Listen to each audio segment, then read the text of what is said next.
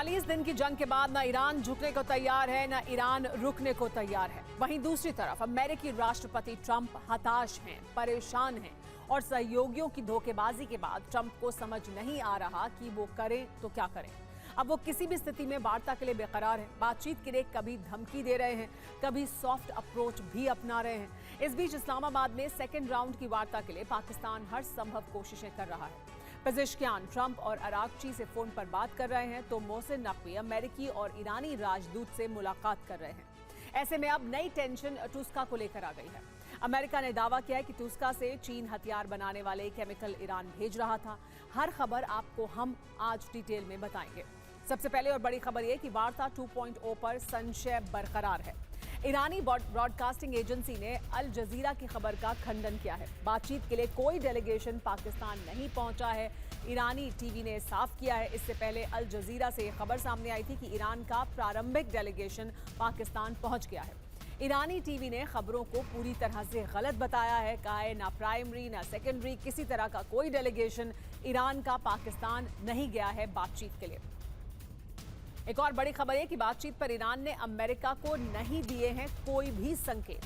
White house में ईरानी संदेश का इंतजार हो रहा है। कोई भी संदेश ईरान की तरफ से अमेरिका को नहीं दिया गया है, क्योंकि वहां दूसरी तरफ जेडी वैंस तैयार हैं उड़ान भरने के लिए पाकिस्तान आने के लिए। संकेत नहीं दिया है बातचीत के लिए, लेकिन ईरानी सेना ने अमेरिका को चेतावनी जरूर दी है। दुश्मन के हर हमले का निर्णायक जवाब देंगे, कहा है। खातम अल-अंबिया के कमांडर की धमकी सामने आई है। दुश्मन को फौरन और निर्णायक जवाब देने के लिए हम तैयार हैं। तस्नीम न्यूज के हवाले से ये बड़ी खबर सामने आई है।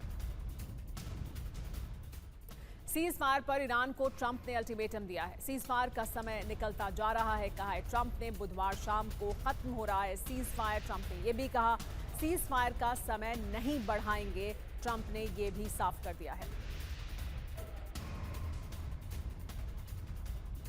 तो ईरान के साथ जंग क्या खत्म हुआ अमेरिकी वर्चस्व? 40 दिन की जंग में अमेरिका का कोई भी टारगेट हासिल नहीं हुआ है।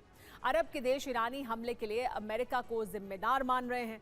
नेटो देशों ने भी अमेरिका की मदद करने से इनकार कर दिया है। ब्रिटेन, इटली और फ्रांस का हॉर्मूज में जंगी जहाज भेजने से इनकार है।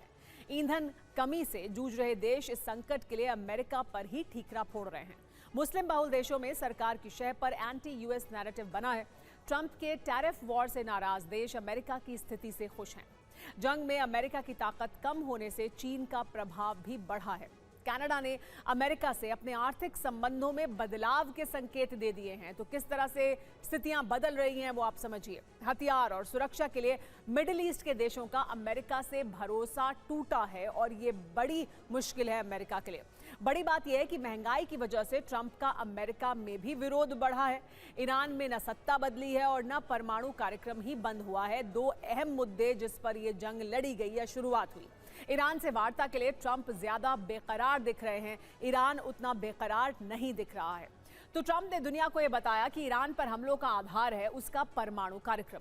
लेकिन इतने दिन की जंग के बाद भी ईरानी परमाणु संयंत्रों का कुछ नहीं बिगड़ा है।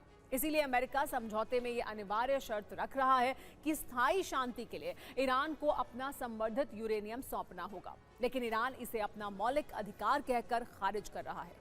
ऐसे में ट्रंप के सामने संकट यह है कि ईरान के यूरेनियम को कैसे अपने कब्जे में लिया जाए। कुछ खुफिया रिपोर्ट्स ये इशारा कर रही हैं कि इसके लिए ग्राउंड ऑपरेशन का प्लान भी बन चुका है। देखिए कैसे ये प्लान अमेरिका के लिए आत्मघाती हो सकता है। माना जाता है कि ये कंटेनर जमीन से इतनी गहराई में बनी सुरंगों में हैं कि अमेरिका के बंकर बस्टर बम भी उन तक नहीं पहुंच पाएंगे। ईरान के पास इस समय करीब 400 किलो संवर्धित यूरेनियम है। ये कई परमाणु बम बनाने के लिए पर्याप्त है। ट्रंप के सामने ग्राउंड ऑपरेशन के कई विकल्प रखे गए। सैन्य कमांडरों ने कहा कि यूरेनियम निकालना पायलट के रेस्क्यू ऑपरेशन जैसा आसान नहीं होगा। स्पेशल फोर्सेस की 2 से 4 टुकड़ियों से ऑपरेशन को अंजाम नहीं दिया जा सकता। इसके लिए हजारों सैनिकों को ईरान की जमीन पर उतारना होगा। ये 1 या 2 दिन का ऑपरेशन नहीं होगा। अंडरग्राउंड ठिकानों के भीतरी नक्शे के बारे में अमेरिका के पास सटीक जानकारी नहीं है। अमेरिका के लिए मुश्किल ये नहीं है कि ईरान की न्यूक्लियर फैसिलिटीज जमीन के नीचे हैं, क्योंकि इन्हें बाहरी डोमनुमा ढांचे से पहचानना आसान है। जैसे इस्फहान का उत्तरी द्वार का रास्ता साफ दिखता है, मध्य द्वार का रास्ता भी साफ दिखता है और दक्षिणी द्वार के रास्ते पर भी अमेरिकी सैटेलाइट की नजर है, लेकिन इन्हें मिट्टी और कंक्रीट से ढककर ईरान ने यूएस के लिए मुश्किल खड़ी कर दी। यानी ये केंद्र एक तरह से बंद है, लेकिन सच्चाई ये है कि इसी पहाड़ी की दूसरी तरफ इसी संरचना के लिए दूसरे रास्ते तैयार हैं। उत्तरी द्वार अंडरग्राउंड टनल तक पहुंचता है, जिसे मजबूत कंक्रीट से ढाला गया है।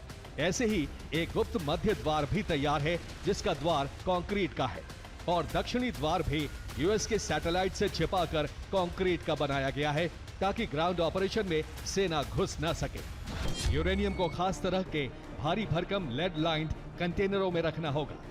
इन भारी कंटेनरों को विमान से ले जाना मुश्किल है। इन कंटेनरों को जमीन के रास्ते से ले जाना होगा या फिर समुद्री रास्ते से जहाजों के जरिए ले जाना होगा। अगर ऐसा होता है तो ये IRGC के लिए आसान टारगेट हो सकते हैं।